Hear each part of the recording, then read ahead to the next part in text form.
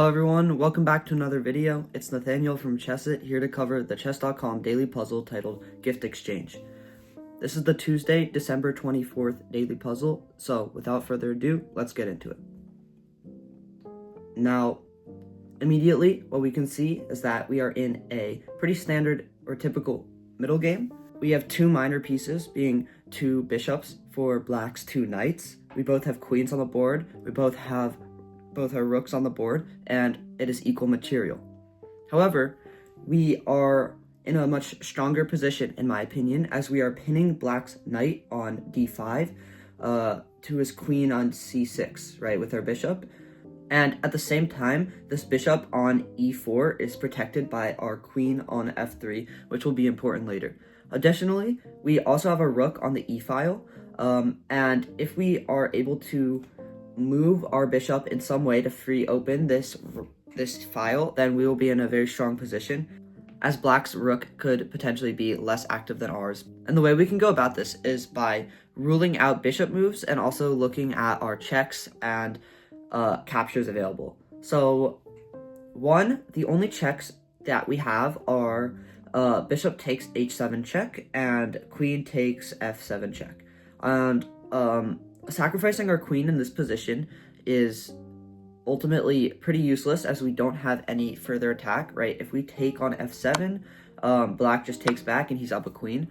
And similarly, if we sacrifice our bishop on h7 for an attack, well, black can simply capture our bishop. We lose the pin on black's knight to the queen, so black's piece becomes a lot more active, and furthermore, we don't have any attack. For example, if we play our only remaining check, queen h5 check, black simply retreats, and he's perfectly fine. So,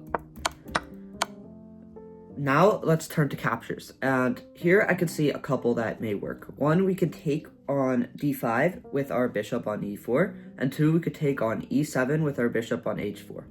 And as I said earlier, it would be a good idea to move our bishop on the e file away, as to free up the e-file for our rook and create a better attack, but it's not ideal to capture yet, as if we simply capture on d5 as is, black can take back with the knight, freeing open his file as well, and also getting rid of that critical pin we had on the queen. So this is definitely worse for us.